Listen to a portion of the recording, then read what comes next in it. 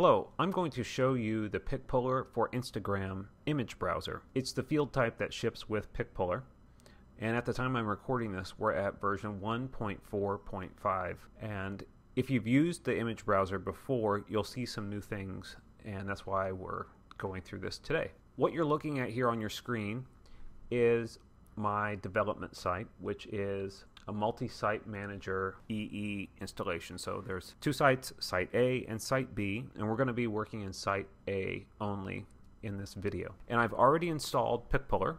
You can see I've already installed the field type here, but I will show you that I've already installed the module itself, which lets you set up your Instagram application. And I've already authorized the user that I'm logged in as, which is me, John, and I'm a super admin.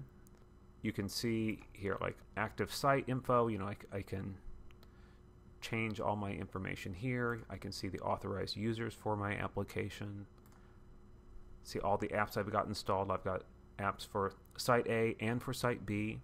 There's some advanced options in here that let you authorize your application in a kind of less elegant way, but if you're having trouble with your server, sometimes this will help you out. So that's the module portion, and we've already set up the module. As I mentioned, it's all authorized, it's ready to go.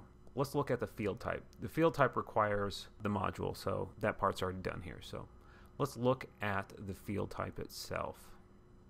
I'm going to go to add-ons, field types, and you can click here to set global preferences. So if this is the first thing you do when you first install it, let's say you know you never want to show the default pic puller instructions, which I don't, so I have that set to no. And there are two other options which are new if you're a past user. There's one that says display the Instagram personal photo stream browser.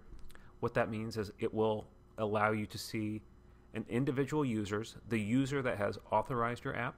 It will show them their personal photo stream. And something new to the latest version of the image browser is a search browser. So there are two different image browsers actually. And the search browser does what you probably think it will do, which is it will search all of the publicly available images on Instagram by the tag that the author of the photo has assigned them. So if I took a picture of a bunch of trees and I, as the author, put hashtag trees, then that image would show up in that search for the word trees. The way Instagram is set up, users who are not the author can't add tags to images, so it has to be the author that does that. That's the basics of this. So if I set up these preferences before I start building my different channel field sets, these preferences will carry over to all newly created instances of the pic puller image browser field type.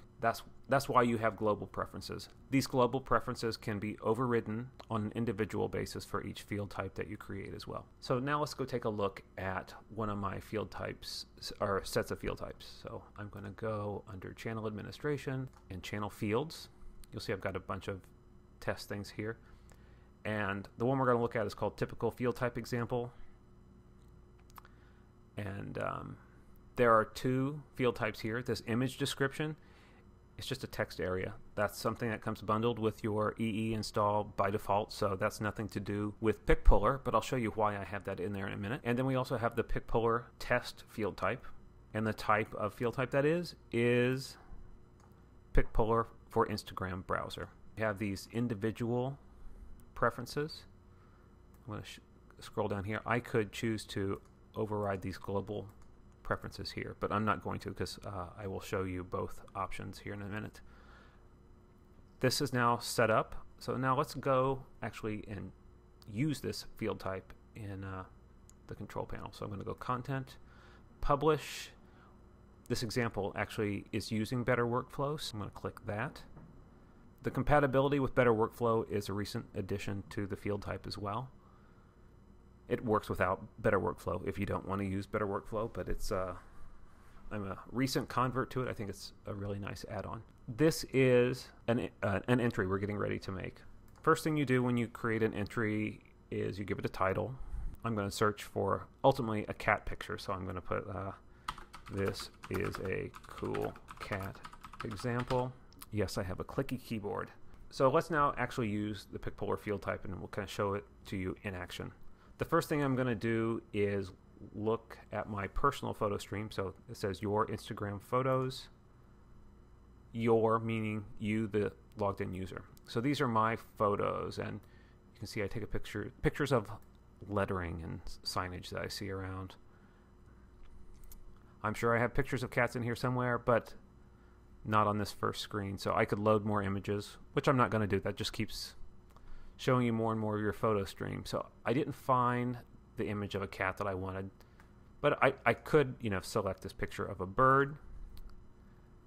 This is also something new to the Fieldtype, is you get to see previews of your pictures in the control panel. It used to only show you the image ID, which is the data it needs. So just to explain what this is here, this is a thumbnail of the picture I chose.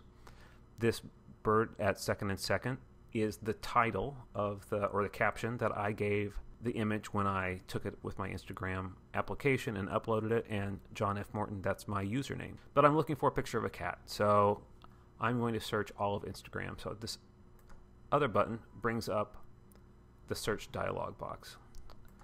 So I'm going to type in cats.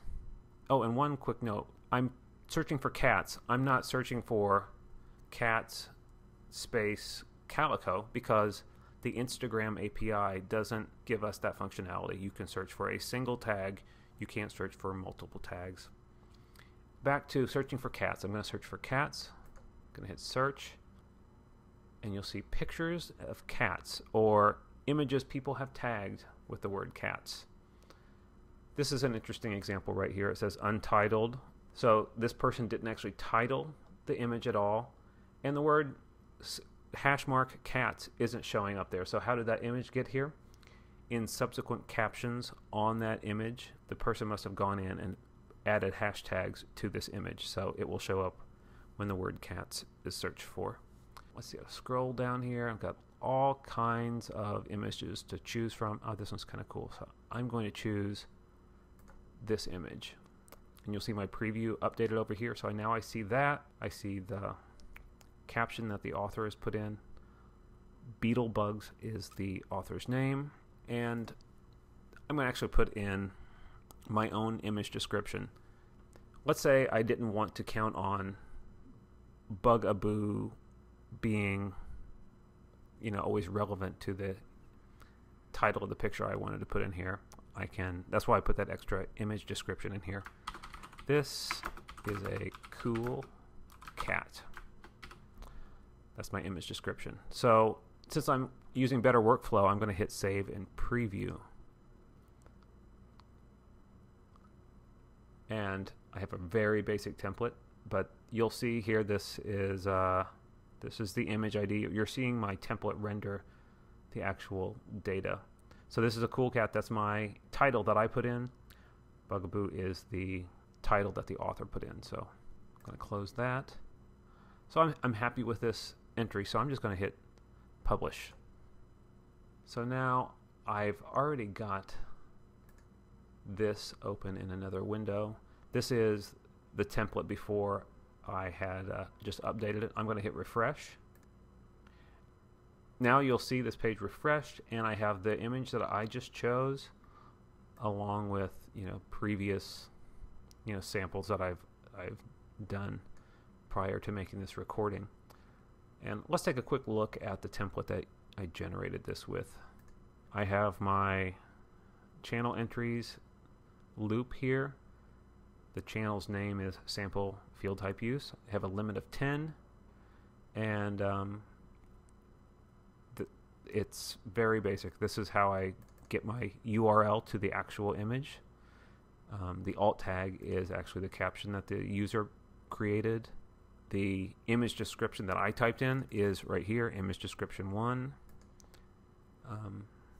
And that's basically how you get those pictures onto the front end of your site. I want to show you one other thing while we're in here. I'm going to click back to these channel fields again and change some of the options on that field type. So we're going back into our Picpolar field type. What happens if I shut off search? I'm going to update that. Now I'm going to go back and pretend I'm creating a new entry. Alright, so you'll notice the search button is gone. The reason I put it in here this way, I feel that the search feature may be used for people who are doing like contests or something like that, and having people post images with a certain hashtag for a contest or something like that. So showing your personal photo stream doesn't really make sense there, but you have the option of showing both image browsers if that's what you'd like to do. So you could also do the exact opposite of what I've just shown you here and only show the search. So I'm going to show search and not show the stream browser, and that would just show you the search button. You could also do it like this. So none of those browser buttons will be available, but it still will give you basically a text field that you could type in an image ID number in there. But without one of those two browsers, it's kind of difficult to actually do that. The image ID is kind of hidden from easy view on Instagram. So that's basically how the Fieldtype works. Hopefully that works for your needs, and if so, I hope you pick up a copy of PicPuller. Thanks a lot.